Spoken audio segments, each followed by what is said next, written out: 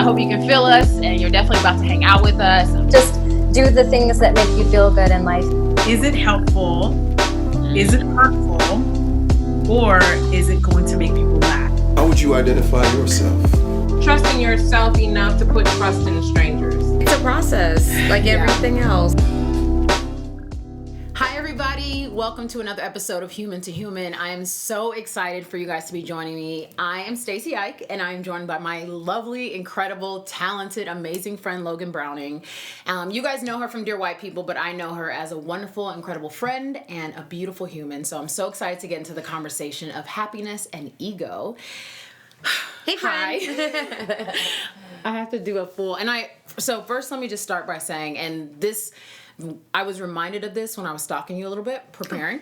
Obviously, like, we're friends, so I already know, like, your mom, and I've gotten to meet your brother and dance with him and laugh, and we've shared so many beautiful stories, but I am so happy by the people you surround yourself with. Like, I really got emotional looking through your page and seeing, like, Camille and Darnell and just these people that you really cherish and you care about, and they keep you grounded, and how you talk about your mom and how her pink hair inspired your moments, and like, I mean, photos of you and your brother from performing for each other back in the day. I mean, you understand the dynamics of family, you understand the dynamics of staying grounded, and that's what made me really excited to talk to you about these two topics, because they're deep, but they're, they can be, I don't want to say acquired, but for somebody like you, I think that just watching the way you do your life, the way you do life with other people, I think you have a beautiful understanding of ego, understanding of happiness, understanding of how to maintain or adjust or move, at least from what I can tell. So I'm excited for you to share that. But I had to say, I'm just really proud of how you do it. Wow, thank you. You're welcome. Thank you. It's a process, like everything else. And so I appreciate that, because it means I'm continuing to evolve, and it's, the way that I'm feeling on the inside, which is happy, is permeating on the outside. So I appreciate you saying that. I love that. So 2 years ago, we were doing an interview for another thing that you came to support me on, and I asked you this question. So I first wanted to see how much the answer has changed, and then let you know, you can kind of go from here. But what does happiness mean to you? Oh, wow, that's so funny, because I don't even remember what I said. If I thought hard enough, I probably could. So I don't. Do you want me to tell you? Nope, not yet. Okay, good. Because that was some time ago. You're right. And it's that's so strange, because I never really think about what does it mean to me. I used to always think about, like, whether or not I am or am not happy, and if it's something that I should feel like some people just are happy and some people aren't happy, which I don't think. I feel like everyone can be happy. It's something we have to seek out. So what does happiness mean to me?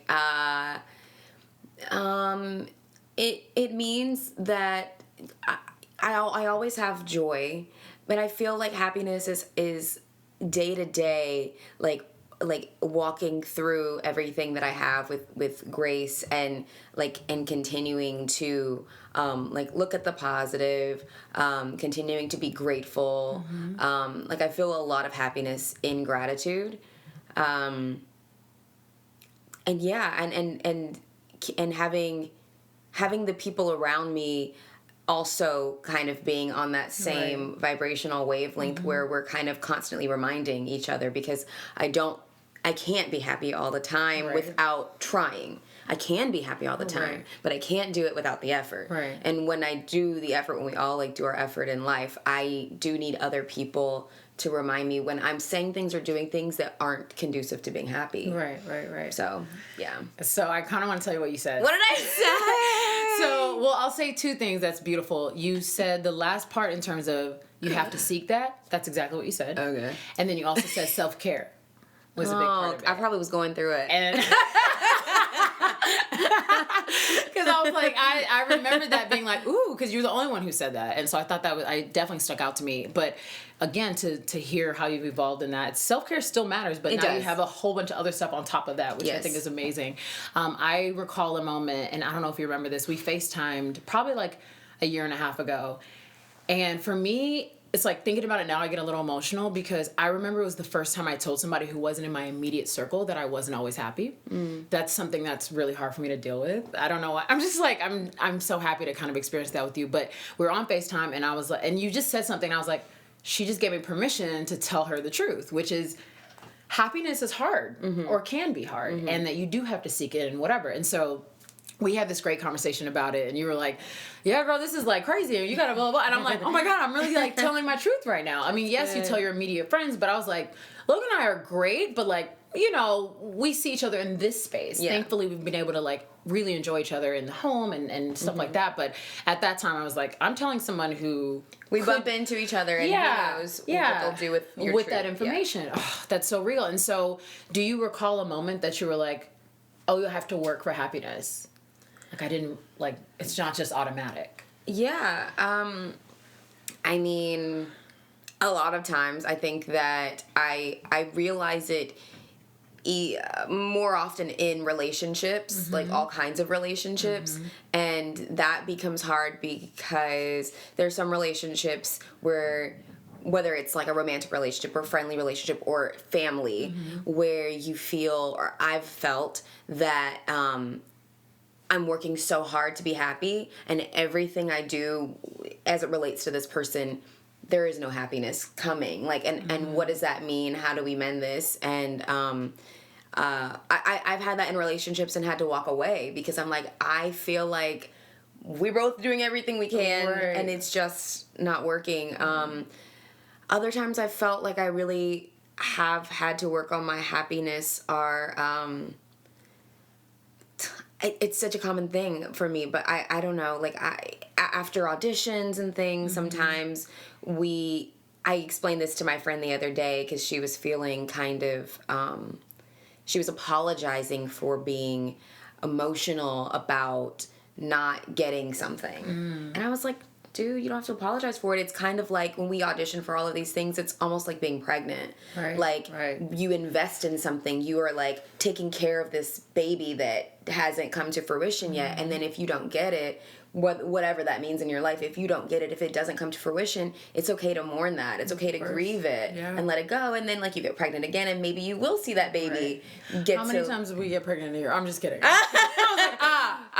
all the time. You get pregnant right now. I'm like, oh my God, it sounds so painful. But anyway, yes, that's the kind of care we put into it. And so I guess I do think about like, when I think about the like happiness, how often I've like not been and having to work on it. It's like it is accepting the grieving parts and not. I think sometimes we keep ourselves from being happy by trying to force ourselves out of the like grieving and mourning process of whatever the thing is. Like I know I've done that. I've been like I've beat myself up being like, you're not happy. Why are you not happy? Hurry up and get there. Come on. And, like that's and that's not helpful for me. It's not helpful. So what is the thing you do instead now? Do you feel like there's when you're mourning, when you're having that moment, are you sharing it with other people? Are you by yourself? Are you like journaling? Are you taking the moment and saying this is what it is? I'll truly, when I am not happy, it's me. I'm telling other people. I'm not like saying I'm not happy in those words. I'm just like kind of blabbing about whatever I'm upset about. And then it's always truly the other person, and that's why it's important to me who's in my life. It's the other person feeding back into me the things that, you know, I feed into them, the things that they value, the reason that I keep them in my life in the first place. So I do rely heavily on other people. I started going to therapy in November, and that's really new for me, and that's been very, very, very helpful, and I couldn't have known that would be so helpful. And so I'm learning now in the same way where I used to come home and be like, oh, I'm so exhausted, I need a glass of wine. Now I'm like, I'm really going through it. I need to text my therapist. Like, and like I'd set up a meeting, and I would. It's so funny. I would hear my whole cast talking about this all the time in our press about therapy. We do talk about it on the show, and I'd always kind of like nod, like but like I had never actually also sought one out because I really didn't know how to do it. And finally doing it, I'm like, wow. Oh my God, you have to help me. I will. It's I would on love my to. list. I literally wrote the specific. I was like, black, female, this, like, need a therapist, like, to a serious level, because, you know, there's a lot of moments where we experience something that I'm realizing now is not trying to only be happy when you book the job or when you got the money or when whatever those things are, because we know success doesn't bring us happiness. Like, you have to seek that with or without it or whatever. Those are the things that right now I'm really training my mind. And so I know, I'm sure a therapist adds to that, adds a lot of wisdom to that. It really does. And I'll tell you, like, in terms of advice for like finding a therapist, because that I struggled with that for years. Yeah. I didn't know how I was supposed to go about finding them, and then like, how do you know it's the right one, and so How many do you try? Yeah. And that was the thing. I didn't understand that it's like any other doctor. You find a recommendation, whether it's like through your insurance online or through another person, and then you go and you try them, and if they don't work, you go try another one, and like that. I lucked out. The first person I tried,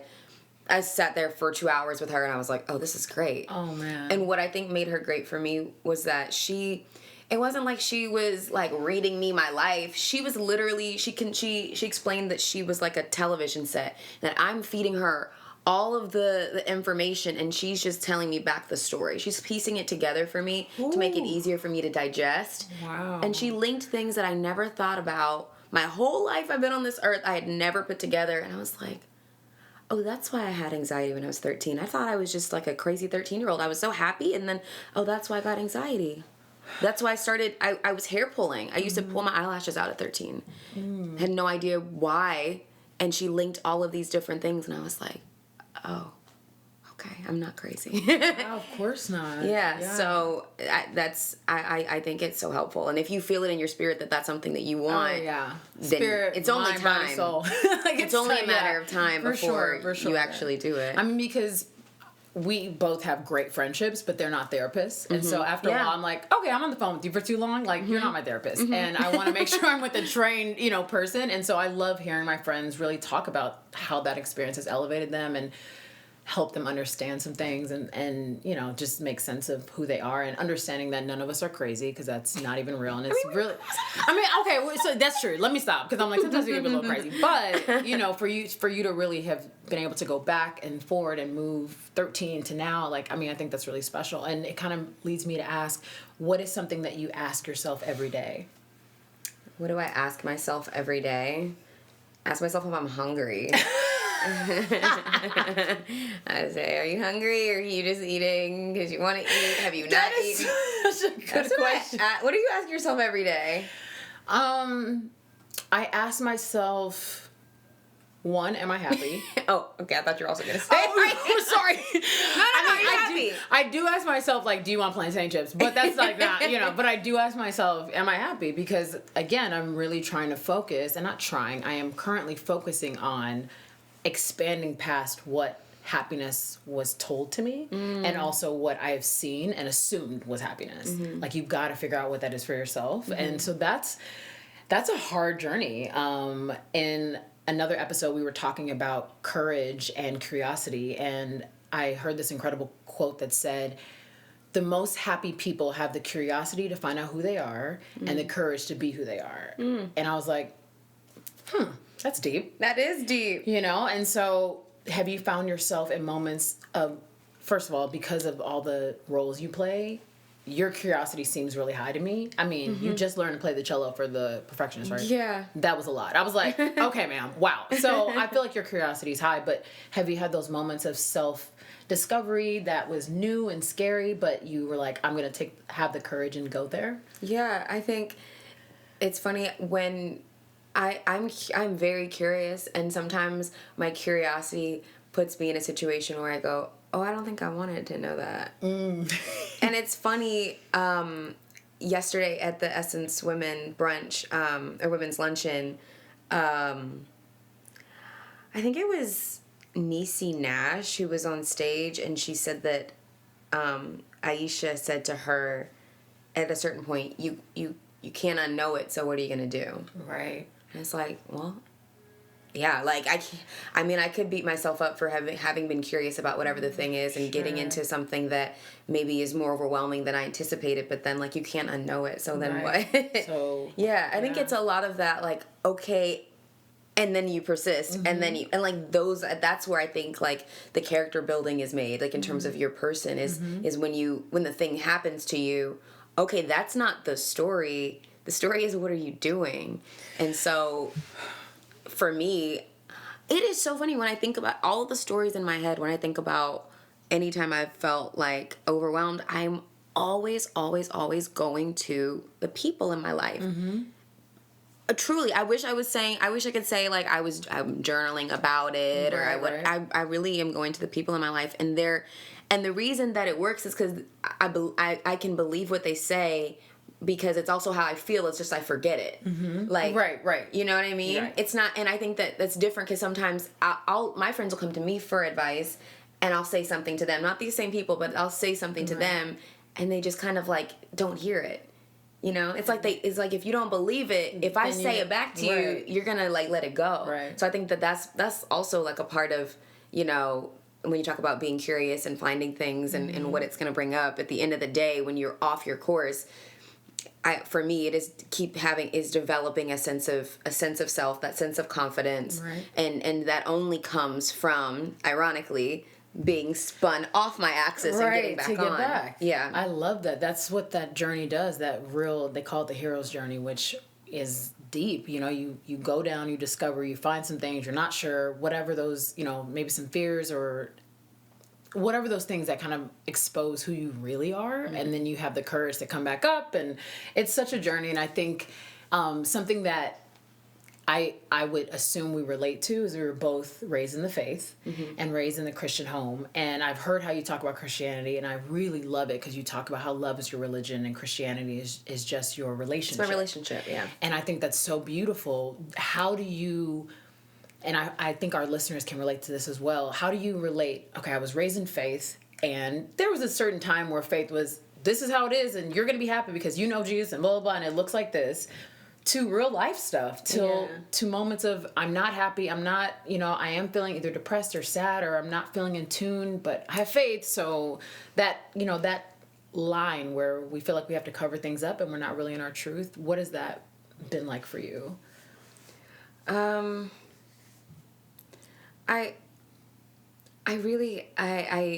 just talked to someone about this, and it was about a friend of mine was feeling like feelings of not being accepted, and it's very deep rooted for this person. And I asked, where does your value in acceptance lie? Who is it?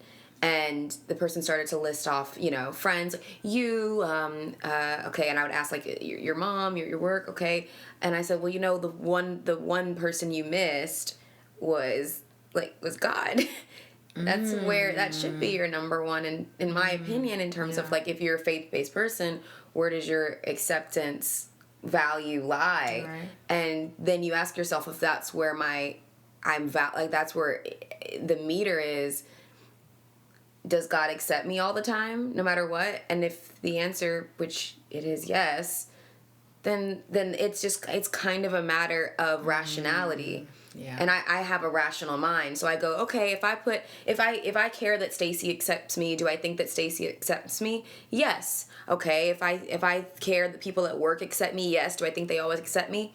For the most part, sometimes maybe not. Okay, but ultimately, what really matters is that. So if I start that as my number one, then that's great. I don't know. My faith. I guess when I think about being in church, like growing up,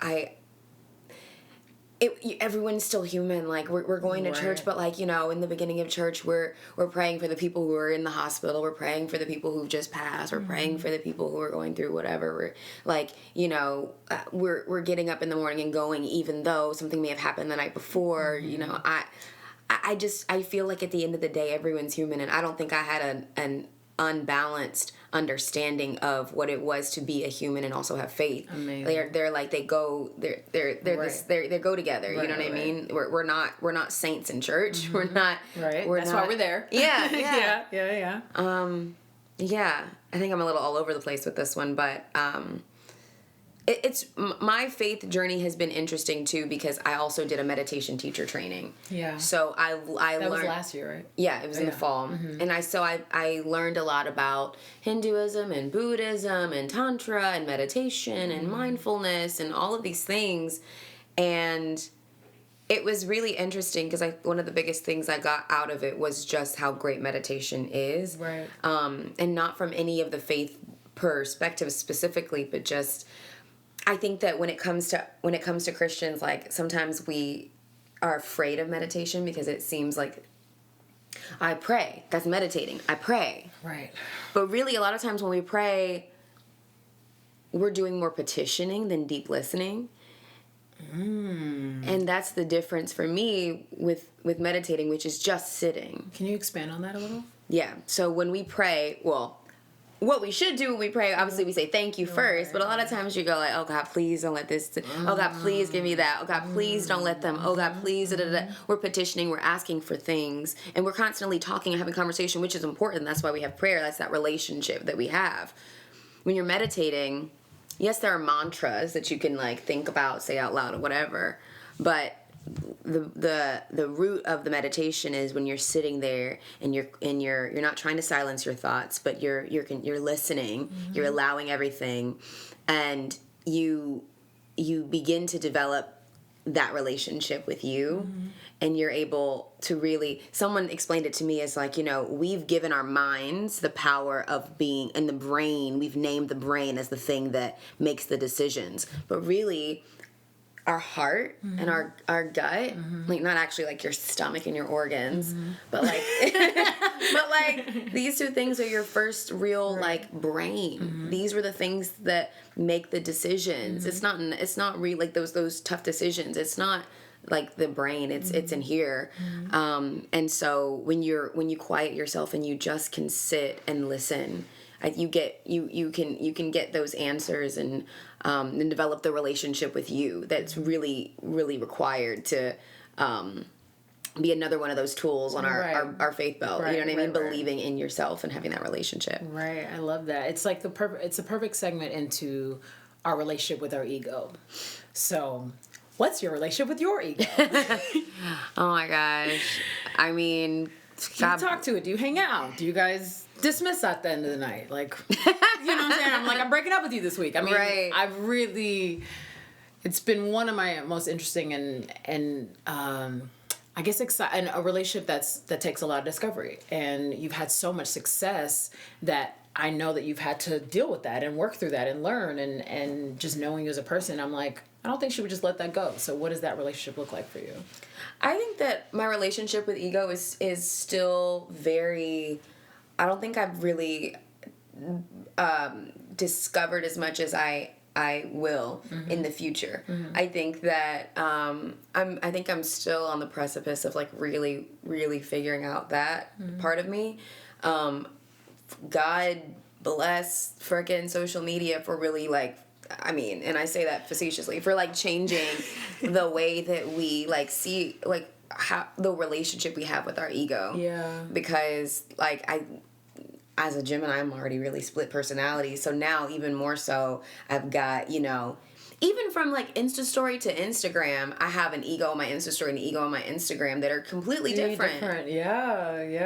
That's like real. That's so like I'm creating these different parts of me. Again, to be accepted by who, and who I am at work, who I am right now, who I am in the car. It's so strange, really, when I think about it. I don't think I've really done a deep dive into the different aspects of, like, my ego. But it's there and it's important. You can't have a self and no ego. Right. You do need both of them. Yeah. I don't know, maybe you might have better answers about ego than I do. I think right now, so I'm currently reading Ego is the Enemy, which is like taking me out a little bit. And every chapter I literally close it, call someone, talk it out, every chapter. I mean, maybe the last two I'm like, okay, I can read two chapters through, but it really sparked that right now one of the biggest thing I learned is when we experience success, we think that success is always going to happen. And sometimes we get to these moments of success and then we feel like, because of external things, so sometimes you have to really remind yourself that just because these people think this about me doesn't mean I have to think this about myself. People will say like, oh, she's successful, so she must know this, when you really don't know. So you start acting like you know, because you don't want to tell people you don't know, because they think you're successful and smart and cool and whatever. So you're like, you're right, I do know. You don't know. And so that really, it triggered me in a way that was like, I never want this to happen. I'm sure it's happened in the past. I'm sure we've played, try to show up as a person that you're really not. I think we all have a problem with, I don't know, instead of just saying, I don't know, we come up with something. And that really shook me. I was like, why do we do that? Why don't we ask questions? Why don't we say like, oh, I don't know. Can you explain it to me? Yeah. Apparently that's hard. And the ego says, no, in this moment, you know, act like you know, blah, blah, blah. But awareness says this is a beautiful time to learn. Yeah. And I think the biggest thing is just staying a student. I think as we get older, especially like in this moment I'm turning 30. And so I've been saying, okay, you're asking these questions too late. Like, you're too old to be asking certain questions. But it's going to be stupider when I'm 50. You know what I'm saying? And I was just talking to another friend about that. I was like, it's going to be dumb when you're 50 still asking the same question because you didn't want to ask when you were 30. Yeah. And I think about some of these, I'm like, you could have asked this at 17, but you played yourself then. So it's like, that's the biggest thing. Ego says, don't keep asking. And again, awareness says, if you're not learning, you're dead. And that's my relationship that I'm excited about. There are other parts that you're like, ooh, okay, this you get ego. Like, I mean, ego flares up in traffic. So, I should be here and whatever. It's annoying, but I just think about, okay, this is the part I can understand, and this is another part where I'm like, ooh, this is what the ego's saying, this is what awareness is saying, this is what ego's saying, this is what consciousness is saying. And I'm just using those two as a checks and balance, which I was just going to ask you, what's your checks and balance in your life? Is it friends, family, whether it's, regarding happiness and ego, if you have one? I love that you said that you talk about like the I don't know. That was one of the things that my dad raised me on. He said my dad was a academic. He was very smart. And one of the things my dad constantly said to me was the smartest thing you can say sometimes is I don't know. Amazing. Like right? it's and so I do understand. I do know what you mean when you're like someone put something on you and you're like, oh yeah, I'm ready for this. But I think that there is a little bit of balance of like, sometimes it's good for the ego, just a little bit of that, tiny bit, because it puts you in a situation that you might have kept yourself from because you thought you weren't ready or you thought you didn't know. And a small part of you might intrinsically be able to do it out. Something. Yeah. And it's true. Like even with writing, I didn't necessarily think that I had dreams of being a writer, but someone asked me to write a piece and I said, okay. I love that. I'm not like, this isn't what I do, but let me try. And then I tried and I did my part, and then an editor comes by and does the corrections and I go, okay, didn't know that. Learning as I'm going. Right. So I do think there's like a part, like it's both. It, yeah, but I do lean heavily into like, if you really don't know something when like life is on the line, like if someone asked me to do something I really couldn't do and like lives were on the line, I'd be like, nope. I got it. But I think that like with women, like we have to be careful of like a lot of times. I think I know the reason I haven't gotten further in some of the things that I want to do is because I continue to tell myself that I don't know and I'm not ready. Men don't do that. Men go, all right, we'll figure it out. Isn't it crazy? Yeah. It's so interesting. I'm like, I would just love to find out what those pants are like. Like, what's up with that? I mean, they're probably like sweaty pants. I don't want their pants. I like my pants. I want ours. No, I love that. Before we end, I just wanted to ask you, what was the last thing you forgave yourself for the first time? The last thing I forgave myself for the first time. That's a complicated question. The last thing the last thing I forgave myself for was, I feel like I'm constantly forgiving myself for things. Oh, that's awesome. I feel like I have to, or else I'll just dwell and get really obsessed.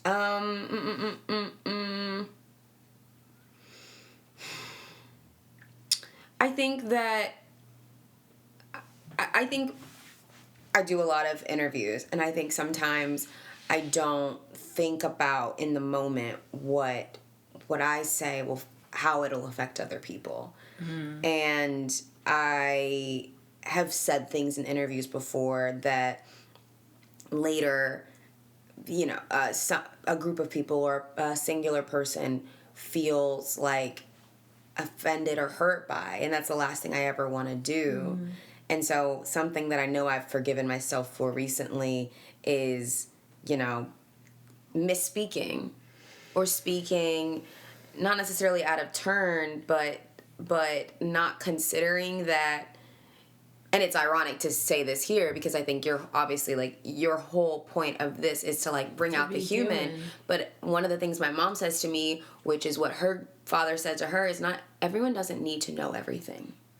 And I think that's really important because we live in a culture where people want everything from you. Yeah. And they feel like you owe it to them. Like they feel like because you're a public figure, because we're supporting you and we're watching your show and we're doing this, you owe all of you to us. And like I don't.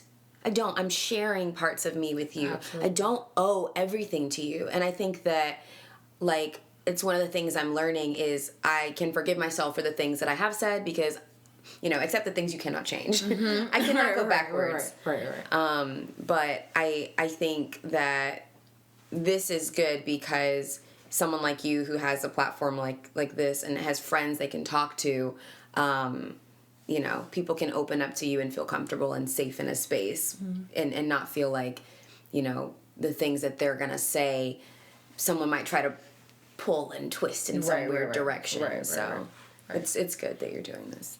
Thank you. Thank you for being here. Thank you guys so much for joining us on Human to Human. I'm so excited to continue to share more stories like Logan's and share more people with you. I could talk to her for hours, but we do have to wrap. But you guys make sure to check out another episode of Human to Human. I'm your host, Stacy Ike. Thanks for listening.